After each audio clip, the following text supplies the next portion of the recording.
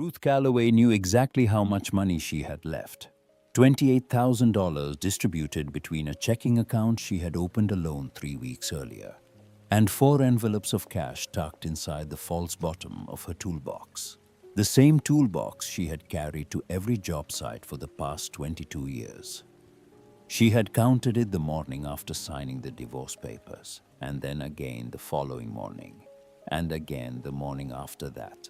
The way a person measures the distance from the edge of a cliff to the ground below. Not because she planned to jump, because she needed to know exactly how far the fall was. The number was precise.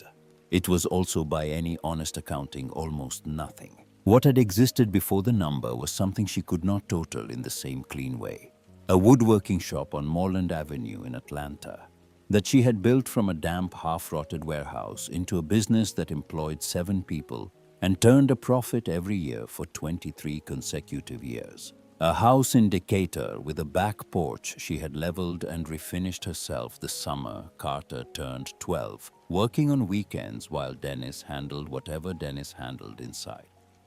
Joint accounts that had held at various points over the course of the marriage balances she had not been paying close attention to because she was always already at the shop by 6 in the morning and usually did not get home until the light was gone.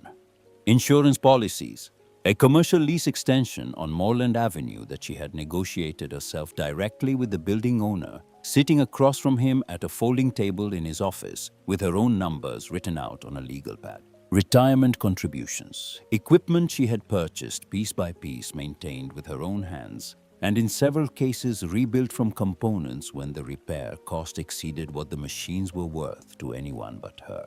Gone. Every line item gone, not stolen in the night, not seized by a stranger, but transferred away from her in increments across 3 years of paperwork she had not read carefully enough. Signed. Because Carter placed a pen in front of her, with the same tone a person uses when handing someone a grocery receipt, signed because Dennis had handled the household finances for the entirety of their marriage, and she had understood that as a reasonable division of labor between 2 people who trusted each other. Signed because in her mind her husband and her son were not a place a person needed to guard against. The lawyer who handled her side of the divorce proceedings, a thin man named Garrett, who came recommended by a woman in her church, and who charged by the hour in a way that made Ruth aware of every minute she spent sitting across from him, had laid the final summary on the desk between them on a Thursday afternoon in October, and looked at her with an expression that was trying very hard to be neutral. He said the language in the restructuring documents was clear. He said the transfers had been executed correctly under Georgia business law. He said the timing, while unfortunate, did not in itself constitute fraud as the term was legally defined. And then he said the sentence that Ruth had been turning over in her mind every day since the sentence that sat in her chest like a splinter too deep to reach as a matter of legal record. Ms. Calloway, you were never listed as an owner of the business. She had looked at her hands while he was talking. The palms were calloused in specific places at the base of the index finger on the right hand across the upper pad of the left. From decades of tool handles from the particular grip required to guide a handplane along the grain without tearing the surface.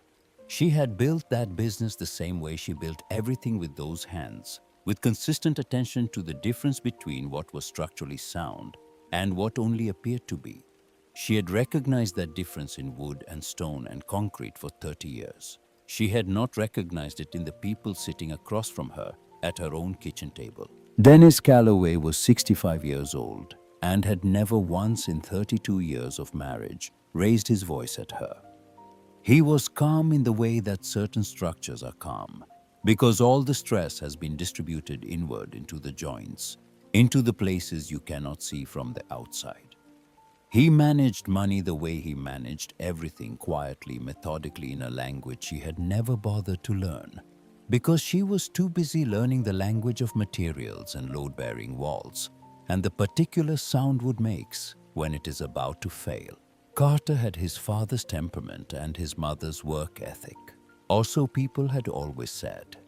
And Ruth had accepted that description as a compliment for 20 years before she understood what it actually described. She slept in the cab of a truck for the first 2 weeks. The truck was a Ford F-150 from 2001 that she had bought used and maintained herself, that smelled permanently of sawdust and the particular mineral tank of machine oil. She parked behind a gas station on Memorial Drive away from the lights and woke before dawn each morning with her neck stiff and a clear, cold feeling in the front of her mind that she eventually identified as the absence of obligation. There was nothing she was supposed to do. There was no job site to reach, no employee who needed direction, no household that required her to be anywhere by any particular time. The feeling should have been a relief. It was not. It was the most frightening thing she had encountered in 30 years of working. And she understood, lying in the dark cab of her truck, listening to traffic on Memorial Drive, that she had structured her entire interior life around forward motion, and that she did not know what she was without it. By the third week, she had started driving. Not to anywhere in particular, and not as a method of looking for something, but because movement was the only state in which the weight in her chest distributed itself evenly enough to become bearable. She drove through Inman Park and Old Fourth Ward and the West End, through neighborhoods she had worked in and neighborhoods she had only passed through, and neighborhoods that had changed so completely in 20 years that she could not have told you what they looked like before. She drove past the Moreland Avenue shop once on a Tuesday morning without slowing down. The lights were on inside. Someone had repainted the exterior trim, a color she did not recognize. She did not go back. On a Thursday in the second week of November, she turned onto Auburn Avenue because a red light caught her at the intersection, and she had no reason to go anywhere in particular. The building was between a shuttered barbershop and a phone repair store that appeared to be operating out of its own back half, the front window dark and plastered over with handwritten notices. The storefront was narrow. The display windows filmed with the particular gray opacity of glass that has not been cleaned in years. The kind of film that builds up so gradually, no single day is responsible for it. The awning had partially collapsed on the left side, the fabric pulling free from its bracket and folding down in a way that revealed the galvanized metal frame underneath. The frame was straight. That was the first thing she noticed. The awning fabric was gone, but the frame that held it was still level, still true, which meant the bracket mounting points on the facade were sound, which meant the facade itself had not shifted. Most people would have seen the collapsed awning and concluded the building was failing. Ruth saw the straight frame and concluded something different. She sat in the truck for 10 minutes looking at it. The sign above the door had lost most of its gold lettering to weather and time, the paint lifting in curled flakes that had probably been falling for years, accumulating on the sidewalk and getting swept away with no one marking their passing. Only the last two words of whatever the sign had originally said were still fully legible: frame shop. A piece of paper was taped to the inside of the door at a slight angle. The tape yellowed, the paper rectangled by sun exposure on the side nearest the window. For sale by owner. A phone number in blue ink. She did not get out of the truck immediately. She looked at the building the way she looked at every building she had ever been asked to assess, not at the surface, not at what was damaged or deteriorating, but at what was underneath the damage, at the bones. The front wall showed no significant horizontal cracking, which meant the foundation had not moved laterally. The door frame was plumb. She could tell from the truck because of the way the door sat in its opening, the equal shadow on both sides. The sidewalk in front had subsided in one section, maybe 3 inches, but subsidence in the walk did not necessarily indicate anything about the structural footings, and in this case the gap between the walk and the building's foundation line suggested the settling was in the walk itself and not in what supported the building.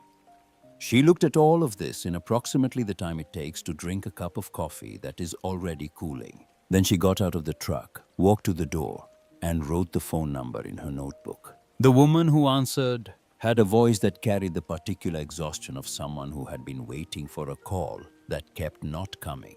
Her name was Gwen. and she was the daughter of Eleanor Marsh, who had owned and operated the frame shop for 31 years before her health declined enough that Gwen had driven up from Macon in the spring of 2003 and spent 2 weeks moving her mother into Rosehaven, a nursing care facility in Decatur, and locking the shop behind her when she left. The building had been sitting since then, 9 years. Nobody had rented it, Gwen said, and then corrected herself. One person had looked seriously at renting it, a florist, but the electrical system was too far out of code, and the florist's contractor had walked out and the deal had fallen through. The asking price was $13,000.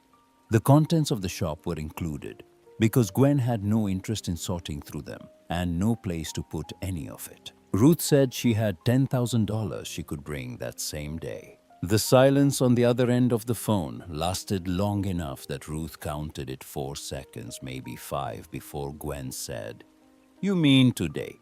She meant today.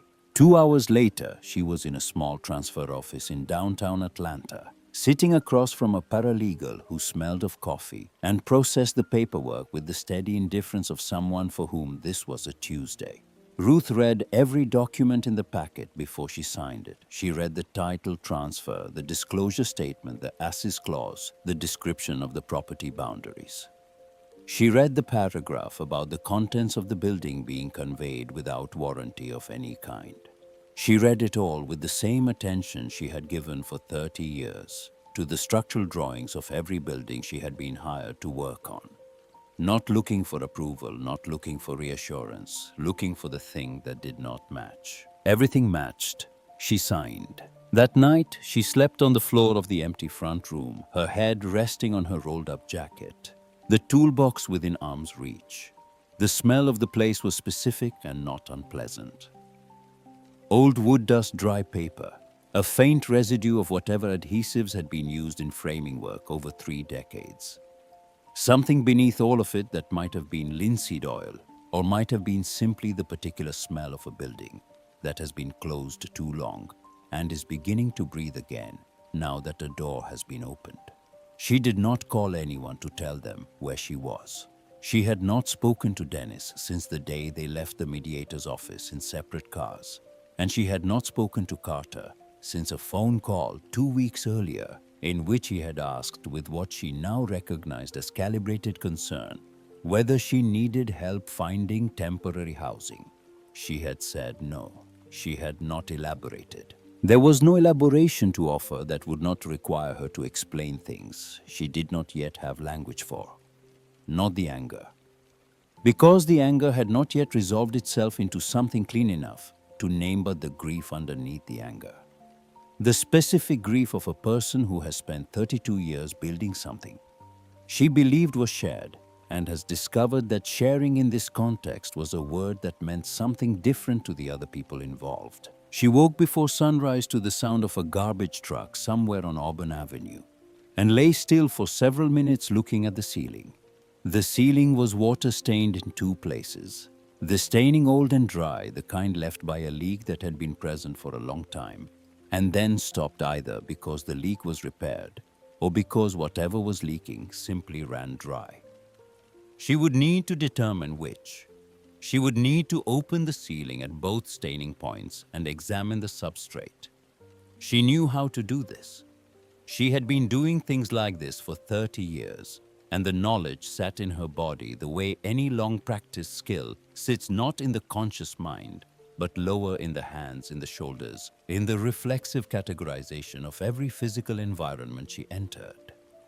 She lay on the floor of the empty shop and ran through the ceiling in her mind, and felt for the first time since October something that resembled steadiness. She bought coffee and a packaged butter cookie from the convenience store on the corner. The woman behind the counter acknowledged her with a nod that asked no questions, which Ruth appreciated more than she could have explained, and came back to begin the assessment in earnest. She moved through the building the way she had moved through hundreds of buildings over the course of her career, methodically front to back, low to high. Exterior envelope to interior systems. She wrote everything in the worn spiral notebook she carried in her jacket pocket. The same type of notebook she had been using since she was 28 years old, and had switched from a hardback journal to the spiral because the spiral fit flat in a pocket and the hardback did not. Front wall needs patching in 2 locations. Hairline cracking only cosmetic. Left window frames latches failed. Frame still square, hardware replacement only. Ceiling 2 stain sites origin, unknown investigation required. Flooring obscured by dust and debris sound when tested by foot pressure. No significant flex or movement. Electrical panel, original installation likely 1970s, full replacement required before occupancy. Water supply on, hot water heater. Unknown locate and assess. The back of the building she did not reach until nearly noon, and when she turned the corner of the narrow hallway that ran along the right side of the shop, the light was coming through a frosted glass pane set high in the rear door, a fixed transom pane that could not be opened, and the light fell through it and lay across the floor in a still white rectangle that stopped exactly at the base of a door at the end of the hallway. The door was dark wood, a heavier gray than what the interior partitions were made from, which meant it had been there longer than the partitions, an original feature of the building, rather than a later addition. The lock plate was cast iron, visibly corroded the keyhole filled with the compressed gray matter of long settled dust. The hinges had the same quality of accumulation. Nobody had touched this door in years, possibly in the 9 years since Gwen had locked the shop, possibly longer. Ruth stood in the hallway and looked at the door for longer than was strictly necessary. It was not the door itself that caused her to stand still.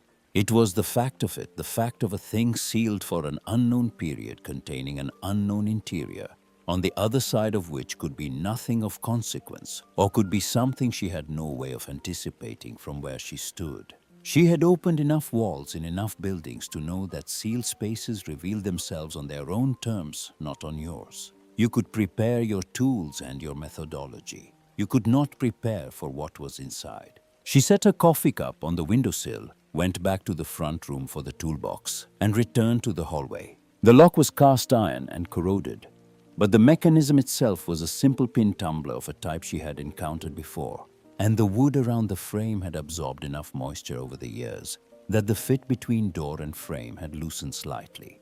The pry bar she used was thin-bladed, the kind designed for trim work rather than demolition, and she worked it carefully, respecting the frame, not trying to force anything. This was how she worked. You did not force materials. You found the point of least resistance and applied measured pressure, and you let the thing open at its own pace. After several minutes, the latch disengaged with a sound she could only describe as a dry clack, the sound of metal that has been under tension for a very long time, finally releasing. She pushed the door. It moved approximately 4 inches before stopping, catching against something on the interior side. She shifted her body, positioned her shoulder against the edge of the door rather than the face, and applied steady lateral pressure. The door moved another 6 inches, and through the gap came the smell dust that had been undisturbed long enough to settle into a fine uniform layer over every surface, dried linseed oil in a concentration that suggested years of accumulated residue from framing work. Something underneath both of those that was the smell of fabric left in a closed space too long. Not rot, just the smell of age, of material preserved by the very stillness that had also forgotten it. Ruth stood in the doorway and did not step forward. Not from hesitation, from the same trained instinct that made her stand at the threshold of any compromised structure and assess before entering, the instinct that distinguishes a professional from someone who simply owns a pry bar. The light from the hallway behind her pushed into the dark of the room and illuminated a narrow wedge of floor, bare wood planks. The dust so evenly distributed, it looked almost intentional, like a ground cover. In the partial light, she could see picture frames stacked and leaning against the left wall, the kind of accumulation that happens over years of a working shop frames in various states of completion and damage. A work table had fallen or been pushed to one side, its surface at a 45-degree angle to the floor. Against the far wall, she could make out the cylindrical silhouettes of rolled canvas. And at the back of the room, beneath a grey tarp that had settled over whatever it covered with the shapeless conformity of fabric that has been in place so long, it has stopped being something draped and has become simply part of the landscape. Something was stacked with a deliberateness that did not match the surrounding disorder. Ruth could see, even from the doorway, the difference between things put somewhere because they needed to be out of the way, and things put somewhere because someone had taken care about how they were arranged. She pushed the door open the rest of the way and stepped in. The tarp was the kind used in construction polyethylene, originally blue faded to a color that was more gray than anything else. She took hold of one edge and pulled it aside. Underneath, arranged in a row and leaning against the back wall, with what she could only call precision, were paintings. More than a dozen of them, each framed, each wrapped in brown paper that had been sealed with paste. The old kind of paste, the kind made from flour that dries hard and holds well, and eventually becomes brittle at the edges. The wrapping on several of them had failed at corners or seams, the paper pulling back in small curled flaps. But the wrapping on most of them was still mostly intact. Ruth took the outermost one from the row and carried it to the fallen work table, which she righted with one hand before setting the painting down on its surface. The brown paper at one corner was already open, already pulling back from the frame, and she slipped 2 fingers into the gap and drew the paper back slowly. The way you peel a bandage, not quickly, not roughly, but with the particular steadiness of someone who understands that the thing underneath has been there for a long time and is not going anywhere. The color beneath was dark blue. A deep structural blue of the kind you see in sky after a storm has moved through, and the air has gone clean and still. Below the blue came the pale gray of a porch ceiling, the raw umber of old wood planking, the yellow ochre of afternoon light falling across a railing, and in the lower right corner, in paint that was the color of dried tobacco letters that were small and slightly forward-leaning but entirely legible, Solomon Vale. Ruth looked at that name until the coffee on the windowsill in the hallway behind her had gone entirely cold. She was not a person who experienced many moments of complete stillness. Her mind was procedural by nature, and the habit moving from task to task, from assessment to action, from problem to solution. And the only times it genuinely stopped were when she encountered something she did not have a framework for yet. This was one of those times. She set the first painting down carefully on the righted work table and took the second from the row. This one she unwrapped more fully, drawing the paper back from all 4 sides, and what emerged was a gas station at the side of a road. The roof over the pumps made of corrugated tin, the afternoon light coming at a low angle and lying in long warm strips across the concrete. In front of a small attached store, 2 children sat on a step, one of them looking directly at the painter and the other looking at something outside the frame. The light on the children's faces was specific and careful. Whoever had painted this understood the difference between painting light as a general atmospheric effect and painting the particular quality of light at a particular time of day on a particular set of surfaces. Solomon Vale, same hand, same forward lean in the letters. The ink a shade lighter on this one, or possibly just less thickly applied. She opened each painting in sequence. A back alley after rain. The pavement reflecting the sky in broken irregular patches between standing puddles. A man in a hat standing in front of a fish market, his posture suggesting he was waiting for someone, his shadow falling at an angle that told you exactly where the sun was, without the sun appearing anywhere in the composition. A long porch with 3 wooden chairs arranged at uneven intervals, the spacing between them carrying the implication of a conversation that had recently ended or was about to begin. A wide porch with afternoon light cutting across the planking, and the shadow of a woman standing sideways at the far end, her silhouette falling toward the viewer, and on the porch steps a small figure that might have been a child sitting with her knees drawn up. Ruth did not have the vocabulary of the art world. She did not know what made a painting significant by the standards of people who spend their lives evaluating paintings. But she knew craftsmanship. She had spent 3 decades earning her living by distinguishing between work that was genuinely made and work that was only performing the appearance of having been made. The paintings in front of her were the former. The color relationships were not accidental. Someone had understood exactly what each area of a composition needed to do to allow the other areas to function. The brushwork had the quality of controlled decision-making, rather than spontaneity each mark placed, rather than swept the accumulated effect being density without heaviness, presence without noise. These were not the paintings of a man who painted to pass the time. These were the paintings of someone for whom painting was a form of precise and serious thinking about the visible world. In the corner of the room, 3 file boxes were stacked against the wall. The bottom of the uppermost box had failed from moisture damage, the cardboard going soft and then separating. And when Ruth lifted it from the stack, the entire bottom half tore away, and the contents fell to the floor in loose bundles. She knelt and gathered them up, carrying them in armloads to the righted work table and placing them in rough categories as she went invoices and receipts. In one pile, correspondence; in another, shipping manifests and inventory lists; in a third, most of it was the ordinary record-keeping of a small framing business, invoices for molding stock and glass receipts for matting materials. A few supplier catalogs with handwritten notes in the margins. Records of completed jobs with names and dates and prices that read as the history of 3 decades of small transactions between Eleanor Marsh and the people in her neighborhood who wanted things framed.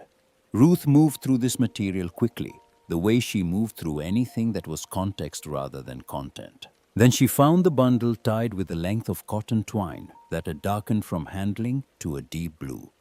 The knot was a specific knot, a cleat hitch, the kind used in sailboating, and also the kind her father had used to tie off any bundle he considered important, having learned it himself from a man in his church who had served in the Navy.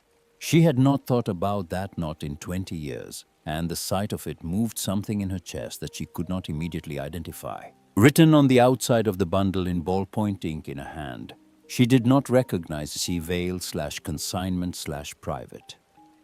She untied the cleat hitch and spread the contents of the bundle on the table. The first document was a consignment agreement between Solomon Ezra Vale and a gallery in Savannah, dated 1989, listing 17 paintings by title and dimension and asking price.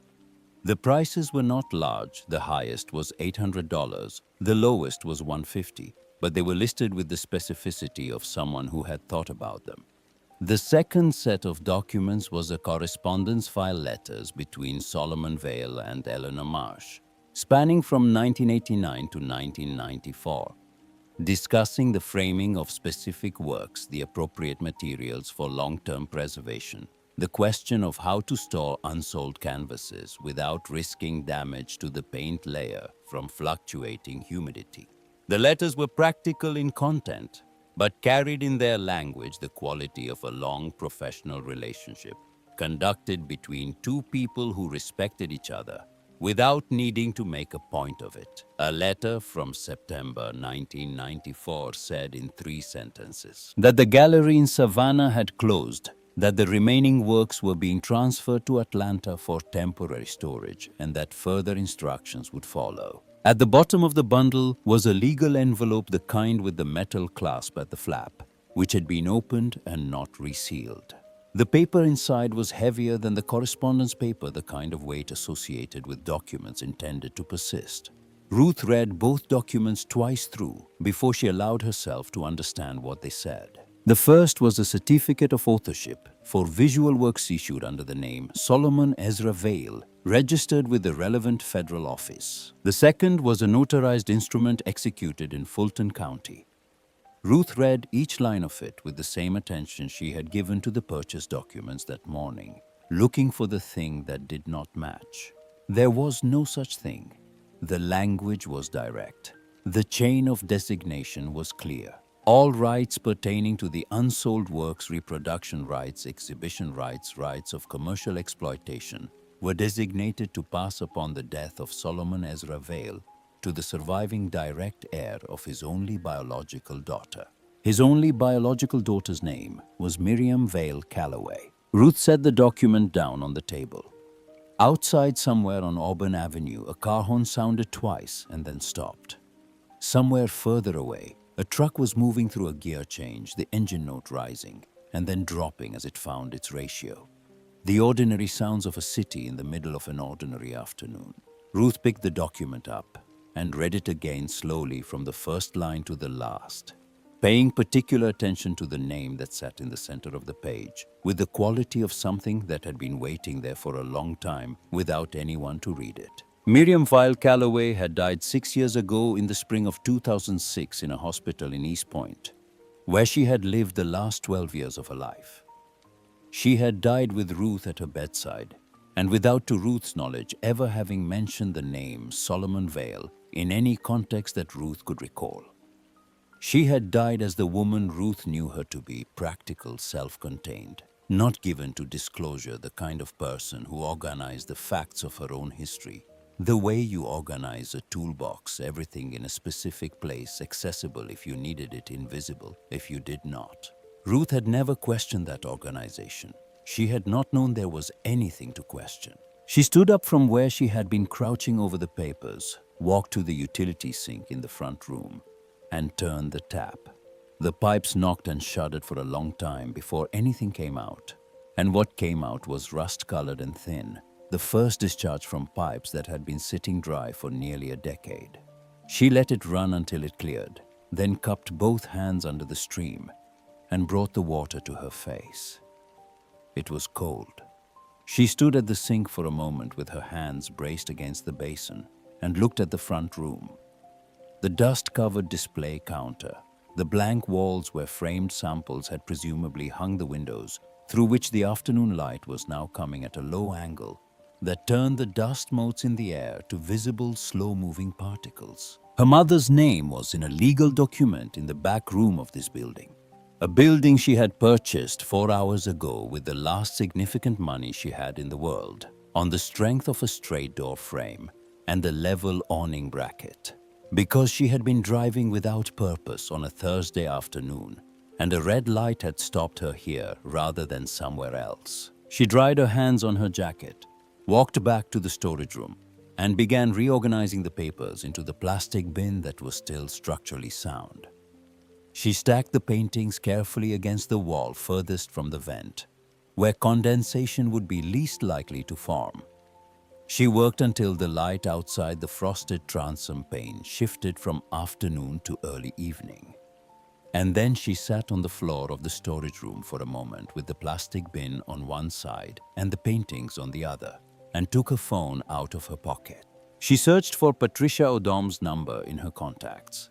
Patricia was an attorney who specialized in inheritance and property disputes, a woman Ruth had met briefly 2 years earlier, when she was contracted to do some renovation work on a building in Inman Park, whose owner was in the middle of a contested estate. They had spoken for perhaps 20 minutes at the site. Ruth had kept the number because Patricia had the quality she looked for in any professional. She said exactly what she knew, and nothing she did not without apology in either direction. The phone rang twice. Ruth listened to the sound of it in the empty room, the oscillating tone bouncing slightly off the bare plaster walls. "This is Patricia Odom." Ruth told her she had documents that needed reading, that she had been working through them for an hour, and believed she understood what they said, but needed someone who actually knew the law to confirm it. Patricia asked what kind of documents. "Inheritance documents," Ruth said. "I think." Patricia told her to come to the office at 8 the next morning and gave her the address on Peachtree Center Avenue. Ruth wrote it in her notebook, said she would be there, and ended the call. She was 63 years old. She had $28,000, a truck, a toolbox, and a shop she had bought with most of that money a few hours ago. She had a name on a legal document that connected her through a chain she had not known existed that morning to a man whose painting she had spent 2 hours looking at, and whose eye for the weight of things she was beginning to suspect she had inherited. She did not yet know what any of it meant, or what it would cost, or where it led. What she knew was that she would read every document herself before she signed anything. She had earned that understanding the hard way, and she was not going to forget it. Patricia Odom's office was on the 14th floor of a building on Peachtree Center Avenue that smelled of recycled air, and the particular institutional carpet chosen for its ability to conceal damage rather than its comfort underfoot. The office itself was small in a way that felt deliberate. 2 metal file cabinets pushed flush against the wall, a desk of solid oak that had clearly been moved from somewhere else and did not quite fit the room. 3 framed degrees hung close together, as if the wall space had been measured precisely before any nail was driven. Nothing in the room apologized for being functional. Ruth recognized the aesthetic immediately. It was the aesthetic of a person who had decided a long time ago what mattered and had stopped spending energy on everything else. Patricia read through the entire file without speaking. She read the consignment agreement, the correspondence between Solomon Vale and Eleanor Marsh, the September 1994 transfer letter, and the notarized instrument. And she did all of this with the focused stillness of someone who had trained herself to receive information before she processed it, not during. The only sound in the office for 40 minutes was the occasional turn of a page and twice the faint percussion of Patricia's pen tapping, once against the desk, not writing anything, just marking a beat in her thinking. When she finished, she set the notarized instrument down separately from the rest, smoothed the edge of it with 2 fingers, and looked at Ruth. "You have no siblings?" It was not a question, but she waited for confirmation anyway. Ruth said no. Patricia asked whether Miriam had other children. Ruth said no. Patricia pulled a sheet of scratch paper toward herself and wrote down 4 dates in a column. The date on the consignment agreement, the date on the notarized instrument, the date of Miriam Vale Calloway's death, and the date of Ruth's marriage to Dennis, which Ruth provided from memory. Patricia looked at the column for a moment, then drew a single horizontal line beneath the first 2 dates. The establishment date on the rights designation predates your marriage by 11 years. This is not marital property. It was never marital property. Whatever happened during the marriage is legally irrelevant to the ownership of these rights. She picked up the notarized instrument and held it at a slight angle to the window light, examining the notary seal. "I need to verify the signature against the Fulton County notarial record, confirm the federal copyright registration, and locate whatever secondary documentation exists from the gallery. But the structure of this chain is clean. Someone handled these documents with a level of care that you don't typically see in informal arrangements." Ruth thought about the cleat hitch knot on the bundle, the specific practice knot of someone who had decided the contents were worth protecting. "He left instructions with the woman who ran the shop," she said, "to give everything to my mother's family if anyone came." Patricia set the instrument down. "A man who maintains distance from his family for decades, then leaves inheritance documents directing his estate to his daughter's descendants. That's not carelessness. That's a decision made over a long time." She looked at Ruth over the top of her reading glasses. "Does that change anything for you?" Ruth had been turning this question over since the previous afternoon. What she had was not grief exactly, and not anger exactly, but something closer to the sensation of finding an unexpected structural element in a wall. You have opened a beam that was not on any drawing load bearing, which meant everything you thought you understood about how the load moved needed to be reconsidered. "It changes the information I have," she said. "I'm still working out what else it changes." Patricia gave a single nod, the nod of someone who accepted that as honest and sufficient. She kept copies of the entire file and told Ruth to say nothing to anyone until the verification was complete. Not to Dennis, not to Carter, not to anyone connected to the divorce settlement. Ruth drove back to the shop, bought bread and cold cuts and a roll of painter's tape from the hardware store down the block, and spent the rest of the day doing what she had planned, before any of this cleaning the front room. Testing the electrical panel, mapping out what needed to happen to make the building usable. Patricia called back 3 days later to say the verification was complete.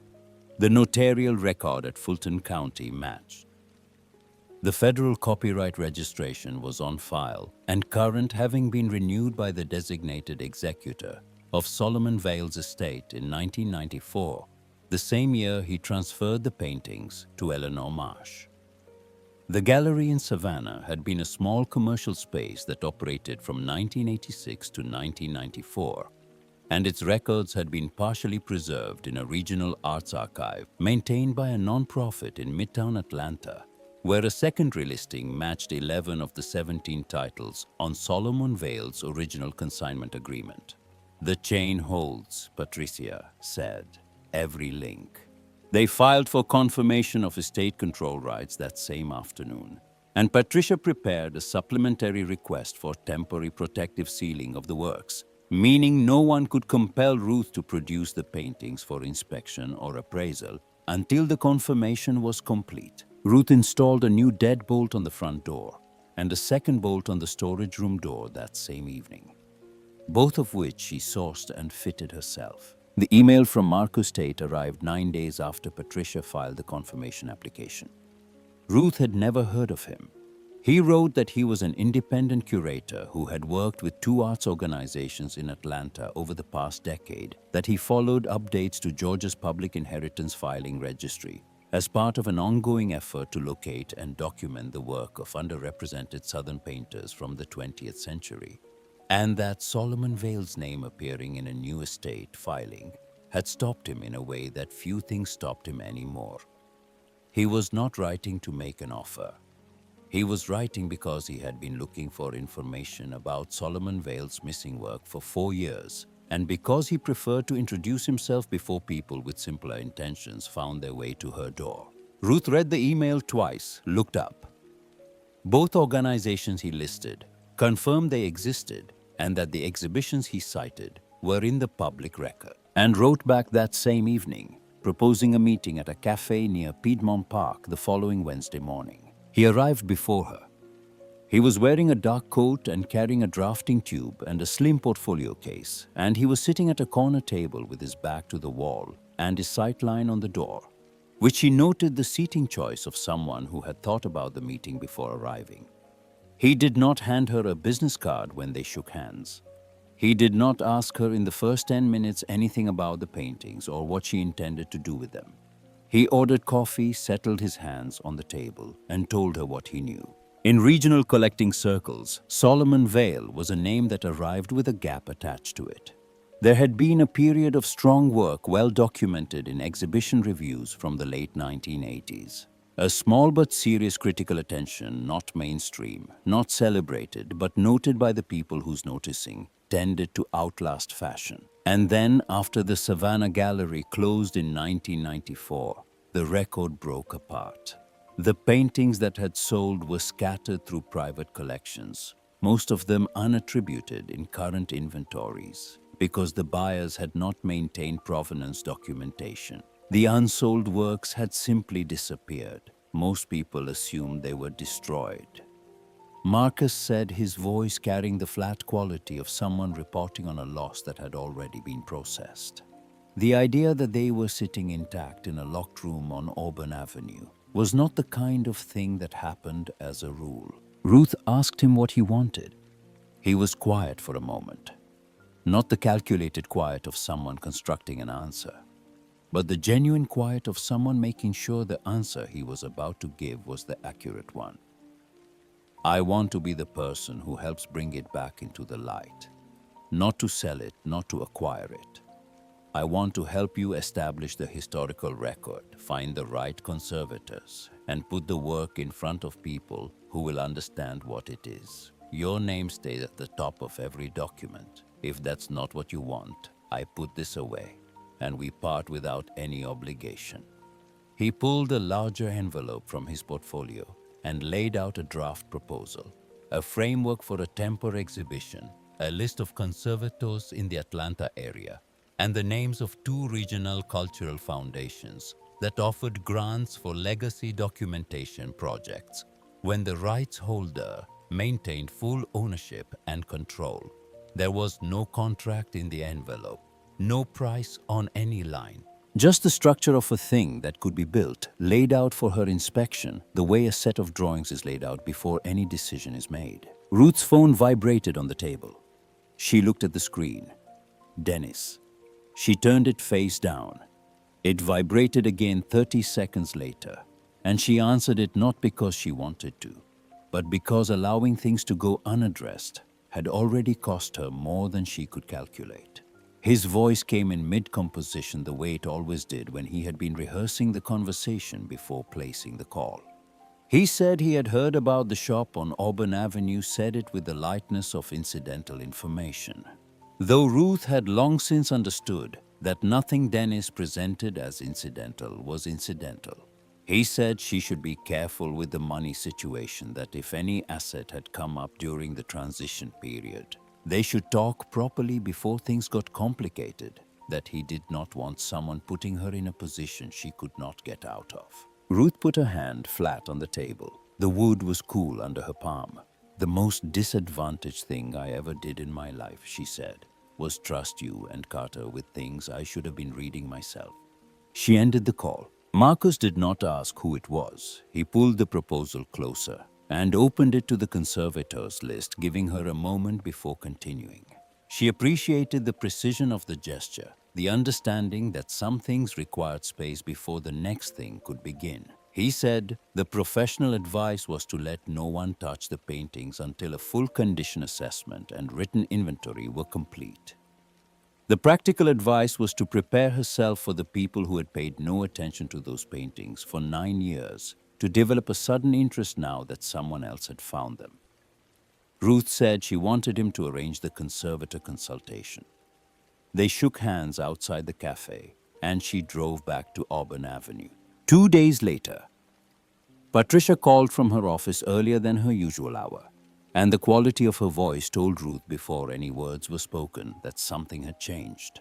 Dennis, through a new attorney, had filed a motion claiming that the inheritance assets discovered during the post-divorce period carried a marital interest because Ruth had used funds from the divorce settlement to purchase the building where the paintings were found.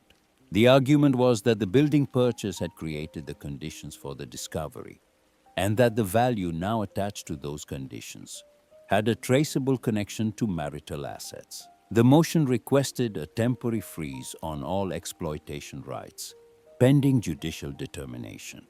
Ruth sat down. The legal logic was thin, and she could see that even without legal training. But thin legal logic filed by a competent attorney still required a response, still consumed time and money and attention, still created the conditions under which something you legitimately owned could be held in suspension while other people argued about whether they had a claim on it. She asked Patricia what their chances were. Good of winning, Patricia said. Moderate of the freeze being imposed temporarily before they won. There was a pause. The name printed in the section of the filing identifying the attorney who had prepared the supplemental legal memorandum was Carter Calloway. Carter appeared at the shop 3 days before the first hearing, in the early evening, when the temperature had dropped enough that Ruth's breath showed when she exhaled. She had been finishing the primer coat on the repaired section of the front wall, and she watched him park his gray sedan and stand on the sidewalk looking at the building before he knocked on the glass. She set her brush across the rim of the paint tray and let him stand there long enough for the cold to register before she opened the door. He looked at what the shop had become: the fresh primer, the straightened counter, the temporary lighting, the covered paintings along the right wall, with an expression trying to read as concern and landing closer to assessment. He said Dennis wanted a settlement, that the motion was filed because Dennis believed people were pushing Ruth toward decisions against her own interests. The curator, the attorney, they saw commercial value and were using the situation to shut Dennis out. Ruth walked to the work table, placed the lid on the paint can and pressed it down with the heel of her hand. "Did you come here to speak for your father or for yourself?" she said. Carter stayed quiet for 3 full seconds. He said she did not understand how these markets worked, that she might be able to protect part of it. but that contested litigation would consume whatever value she was trying to preserve, that she knew better than anyone what that kind of fighting cost. He lowered his voice to the register. That meant he believed he was being reasonable. "Sign a shared interest agreement," he said. Dennis drops the motion. "This stays in the family." Ruth looked at him steadily. "I have signed enough things without understanding them," she said. "I'm done with that." He held her gaze for a moment, then looked away. On his way out, he stopped at the threshold, his back to her, one hand on the door frame. "If you push this further, other things will come under review." His voice was even the tone of someone stating a fact rather than making a threat. But Ruth felt underneath the words the particular quality of a warning that is also a confession. The warning of a person who knows exactly which other things would not survive examination. "Then let them be reviewed," she said. The first hearing was in a small courtroom with light wood paneling and fluorescent overheads that washed the color from everything. Dennis sat at the opposing table in a dark gray suit, composed. Carter sat beside him, eyes fixed on the middle distance, wearing a tie she recognized as one she had given him for his birthday 3 years earlier. The motion for temporary freeze was the only matter before the court. Dennis's attorney spoke at length about the difficulty of drawing clean lines around assets in post-divorce transitions, about the principle that the discovery of significant value does not occur in isolation from the circumstances that made discovery possible. Patricia stood and placed the full documentation on the clerk's table without haste: the 1989 consignment agreement, the 1994 transfer letter, the federal copyright registration renewal, the notarized instrument, Miriam Vale Calloway's death certificate. She walked the court through the chain in sequence, speaking without urgency and without prosecutorial performance. When she read the line designating the inheritance to the direct surviving heir of Miriam Vale Calloway, the room was quiet in a way that had weight to it. The judge, a woman in her mid-50s with reading glasses, she wore low on her nose, looked down and read for an additional 3 minutes before she raised her head. She said that at the next hearing, she wanted the complete records of all asset restructuring transactions conducted during the 3-year period prior to the divorce, along with all communications relating to Carter Calloway's involvement in advising any party to a transaction in which another party was the signatory without independent counsel. Carter turned to look at Dennis's attorney. The judge tapped her gavel once. The court would maintain current ownership status pending the next hearing. No freeze on Ruth Calloway's right of possession. The plaintiff had 10 days to submit additional materials. Ruth and Patricia walked out of the courthouse and down the hallway toward the glass doors at the far end. Patricia said the judge's request for the restructuring records had not come from them. That was the judge seeing something in the timeline and deciding she wanted to look at it directly. The motion that was supposed to pressure Ruth into settling had instead invited a review of exactly the thing Dennis and Carter should not have wanted reviewed. Ruth thought about the plumb line she always used before ordering hardware for a door installation, the way it revealed true vertical, not by argument, but by simple physical fact. Some things were only visible when you were willing to look at them straight. She drove directly to Decatur afterward. A phone call had come through while she was still on the courthouse steps, the third-floor care coordinator at Rosehaven Nursing Home, informing her that Eleanor Marsh had heard through the facility's administrative network that someone had recently filed estate paperwork connected to storage records she had maintained for many years, and that Eleanor was asking whether the person involved might come by before 5 o'clock. Rosehaven stood behind a row of water oaks, whose root systems were visibly displacing the sidewalk in slow, patient upheaval. Inside, the hallways were lit with the relentless brightness of a place that could not afford shadows, because shadows were where things got missed. Eleanor Marsh was smaller than Ruth had expected, and older than the 9 years since the shop closed had led her to calculate. She sat in an upholstered chair facing the window, both hands resting one over the other, on a thin blanket across her knees, her white hair cut short and neat. She looked at Ruth when she entered with the focused attention of someone who had been composing themselves for this moment since morning. "You look like him," Eleanor said, not as an opener, but as a conclusion she had arrived at while Ruth was still crossing the room. Ruth pulled the visitor's chair close and sat. She told Eleanor her mother's name. Eleanor closed her eyes briefly, then opened them and looked at the window. She said she had known Miriam must have died, that Miriam was not a woman who would have stayed away if she had been alive and known where the paintings were. She didn't know, Eleanor said. That was the whole problem. He never told her. He made the arrangements for after, but he never went to her himself. Eleanor had asked him about that directly the last time she saw him, and he had said that some debts are too large to present to the person you owe them to. You can only leave what you have and hope the right hands find it. Eleanor told the story, the way very old people tell things they have been carrying for a long time. Not slowly exactly, but with the texture of a telling that needs to be set down completely rather than summarized. Solomon had appeared at her shop in early December of 1994. He was thin in the way that suggested a longer thinness rather than a recent one, and he had a cough he suppressed continuously and unsuccessfully throughout their conversation. He brought rolled canvases, a wooden case with hardware supplies and documentation that he had already organized by the time he arrived, as if he had sorted it in anticipation of needing to hand it over. He said the gallery in Savannah had closed. He said he needed the work stored properly, not stacked in a basement, not exposed to humidity cycling, but stored with the attention that framed works required.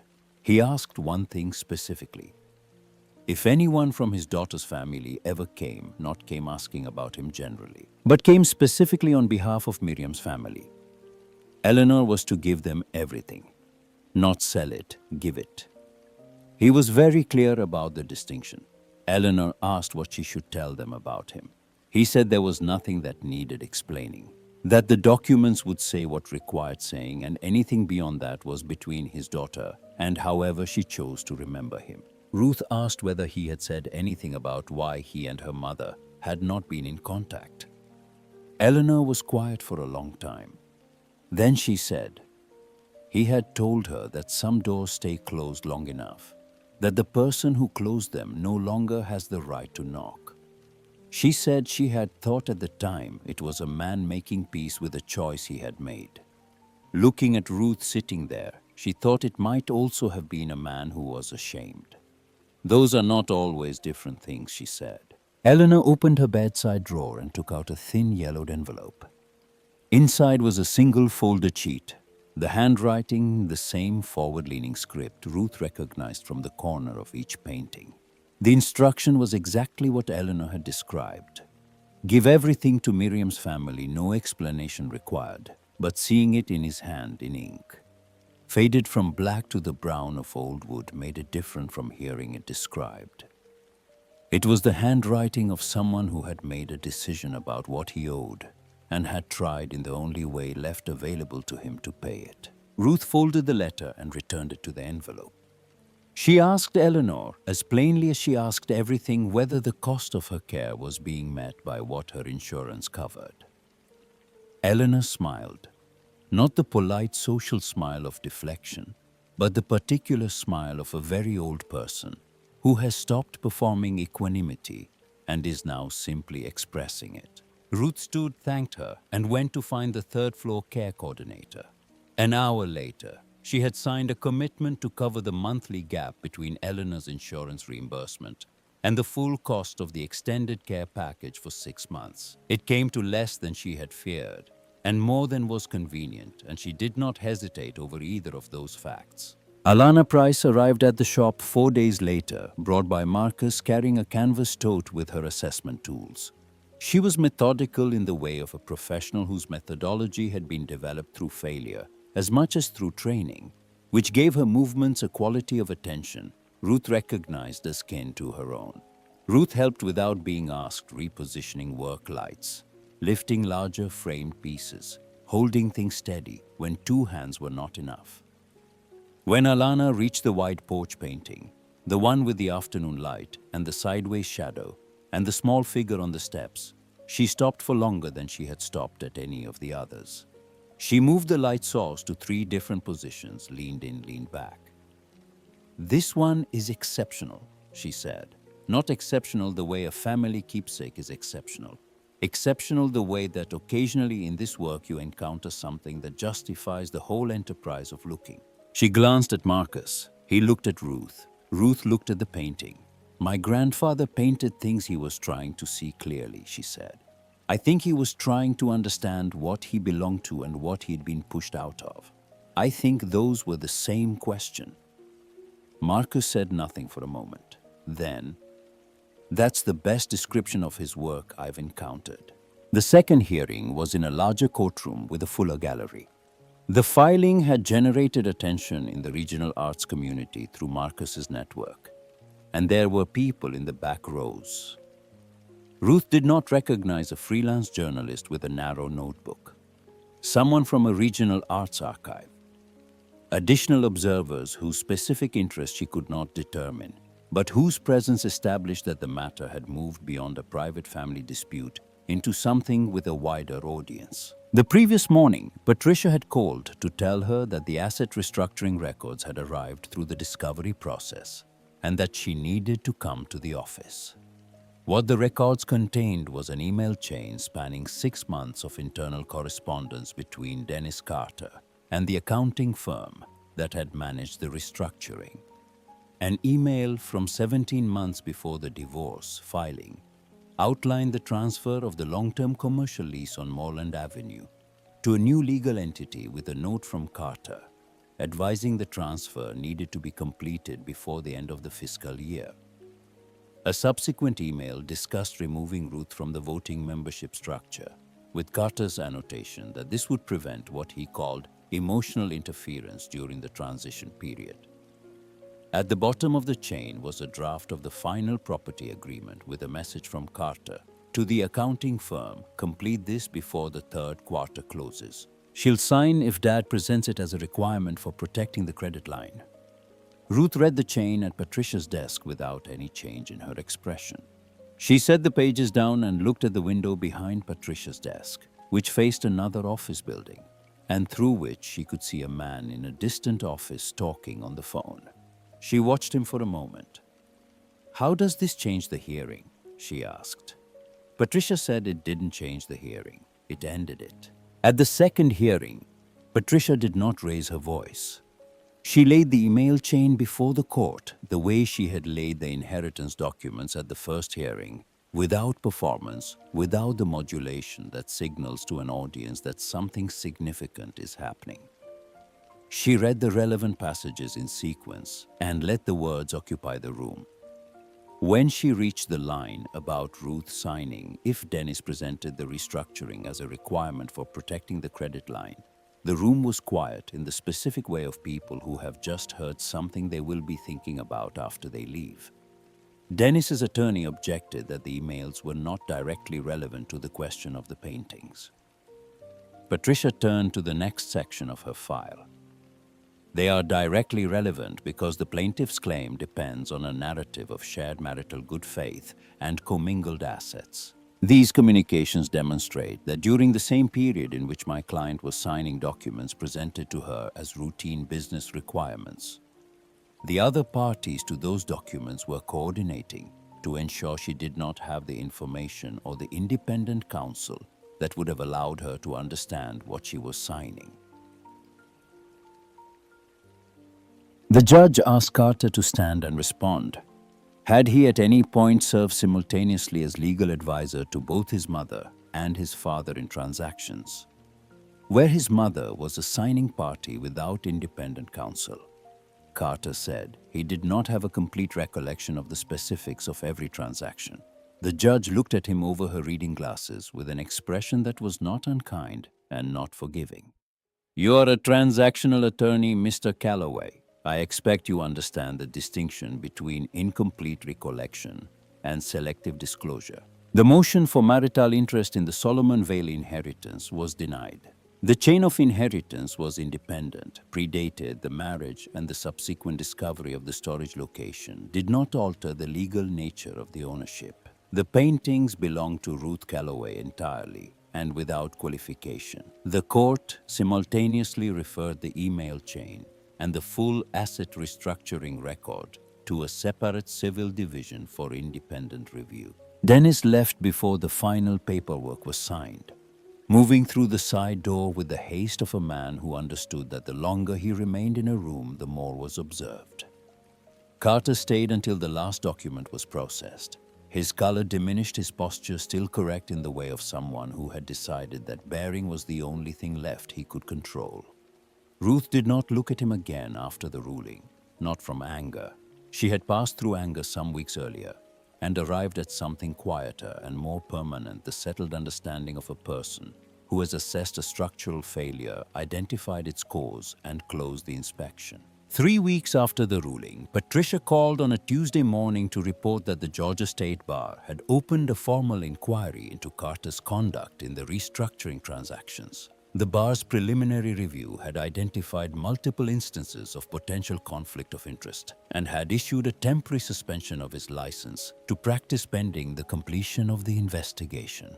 Ruth was in the shop when the call came, applying the final coat of finish to the new reception counter she had built from reclaimed white oak sourced from a salvage dealer in Cabbagetown wood from a building that had been torn down to make room for something new, repurposed into something that would outlast the decision to demolish it. She listened to Patricia's summary, thanked her, and continued working. Sandra Reeves arrived on a Wednesday 11 days before the opening, carrying her handbag in one hand and a manila folder in the other. Ruth had called her the previous week, not because Sandra had come asking, but because Ruth had spent her career building things designed to last and knew that what you built with mattered as much as how you built. Sandra had managed the operational records at the Moreland Avenue shop for 13 years, had never once filed a report incorrectly or lost a document or allowed a vendor relationship to drift outside its terms. She had been the first person Dennis let go after the restructuring, which told Ruth everything she needed to know about both the restructuring and Sandra. Sandra stood in the middle of the repainted front room, taking in the new lighting, the repaired floor, the restored counter, the covered paintings along the right wall. "I heard you need someone who knows how to organize records without losing anything." Ruth set her finishing cloth down on the counter. "I need someone who knows how to call everything by its right name," she said. "What it's worth, what it costs, what it is, and what it only looks like." Sandra put the manila folder on the counter. Inside, neatly organized, was a summary of her experience, 3 professional references, and a handwritten note at the back that said simply, "I know what this is." Ruth read the last line and looked up. Sandra started the following Monday. Her name was on the staff board behind the counter by Wednesday, and the first employee health insurance enrollment packet went out before the week was finished. The evening before the opening, Ruth opened her mother's cardboard box for the first time since it had traveled in the back of her truck from the garage in Decatur. The damp smell when she untied the string was the smell of her mother's house, which was the smell of her own childhood, and she sat with it for a moment before removing the contents. The Christmas cards, the soft-cover Bible with the broken spine, the insurance booklet, the birth certificate. And at the bottom, wrapped in tissue paper, folded with the particular care of someone who had decided the thing was worth protecting, the photograph. She held it under the work light. The young woman was her mother, at an age Ruth had never known, her early 20s perhaps, standing in front of a porch with one hand on the shoulder of a small girl. The small girl's face was turned slightly away, as if something at the edge of the yard had caught her attention. At the right margin of the frame, several steps removed from the woman and child, a man stood at an angle to the camera. The lower half of his face was in shadow, and the upper half had the qualities she had spent weeks looking at in the corner of 11 paintings. The deep-set eyes, the particular architecture of the brow. The posture was the posture of someone who was present, and also simultaneously preparing to be absent. She built the frame herself from the last pieces of walnut left over from the counter. Project piece is too small for structural use, exactly right for this. She cut the miters by hand, fit the corners without hardware, used a traditional rabbet joint at each angle that would hold for decades without adhesive. She installed the glass herself. She hung it on the wall at the entrance to the main gallery room at the height where a person walking in would encounter it naturally, without having to look for it. The opening was on a Friday evening in the second week of December, and the line forming outside on Auburn Avenue before the doors opened was longer than Ruth had anticipated when she had imagined this moment, which she had imagined only in its practical components. The logistics of people moving through the space, the lighting on the paintings, the placement of the documentation wall. She had not imagined the specific weight of standing inside the finished thing. The front room held 12 paintings by Solomon Vale, each accompanied by a short card noting the year of creation. The materials and the provenance history from the 1989 Savannah consignment through the 1994 transfer to Atlanta, through the 2012 discovery on Auburn Avenue. The room to the right held reproductions of the key documents, the consignment agreement, the notarized instrument, the letter from Eleanor's bedside drawer in its slanted, forward-leaning hand, and at the center of the wall, the photograph of the young woman and the small girl and the man at the edge of the frame with half his face in shadow. Marcus circulated through the room with the ease of someone who understood how people moved through exhibition spaces. Sandra managed the entrance list with the same organized efficiency she brought to every operational task, the manila folder energy translated now into the running of something real. Alana stood near the wide porch painting and answered questions from a small cluster of people with the patience of someone who understood that most questions about art are actually questions about perception, about why a particular arrangement of pigment on canvas produces an experience in the viewer that exceeds the sum of its physical components. Ruth stayed near the doorway between the two rooms for most of the evening, in the position she had used on job sites for 30 years, the position from which you could see the whole system operating. Identify any point at which something was not functioning as intended, and move to address it before it became a problem. When the first visitors moved through the entrance and passed the photograph, something happened that she had not planned for. People stopped. Not all of them, not for long, but enough of them paused in front of that photograph. With the specific quality of attention a person gives to something they recognize without knowing why, the way you recognize a face that resembles a face you have known. The way a landscape in a painting can feel like a place you have dreamed without ever having visited. They stopped in front of the photograph, and then they moved into the gallery room. And they stopped again in front of the paintings, and something passed between the photograph and the paintings in the minds of the people moving between them that Ruth had not designed and could not have designed. And that was, she understood exactly what Solomon Vale had spent his working life trying to create. She thought about the locked door and the tarp and the cleat hitch knot. She thought about Eleanor holding a room closed for 9 years because she knew it needed to be opened for the right person. She thought about her mother's organized silence, the absence of a story rather than a story, and about what it cost a person to maintain that kind of distance, and whether the cost ever arrived somewhere in a locked room in a legal envelope in the hands of a granddaughter, standing in a gallery on Auburn Avenue 60 years later. She crossed the room and straightened the corner of the first painting, which had shifted by a fraction during installation, and had been registering in her peripheral vision all evening as a thing not quite right. She set her palm against the lower edge of the frame and adjusted it until it was level. Then she stepped back and looked at the whole wall, the 12 paintings in sequence, the warm light landing on each one at the angle Alana had specified, the room full of people moving and pausing and reading and looking, and understood that this was not the end of anything. It was the first condition in which the actual work could begin. The paintings needed a permanent home. The historical record needed to be assembled and documented and placed where it could be found. There would be more proceedings before the civil review concluded. There would be decisions about what the shop was for and who it served and how it sustained itself. She had $23,000 left after the Eleanor arrangement. And the construction costs and the opening expenses, which was not enough to be comfortable and was enough to continue. She had a shop she had built with her own hands from a shuttered shell into something that people were standing in right now. She had Sandra. She had wood counters made from a building that had been written off as finished. Some things are taken clearly with paperwork and patience and the accumulated advantage of being the person in the room who reads the documents. But some things cannot be transferred on any form, cannot be restructured out of existence, cannot be presented for signature to someone too occupied with the real work to read what is being placed in front of her. The paintings had been locked in a room for 18 years and they had not diminished.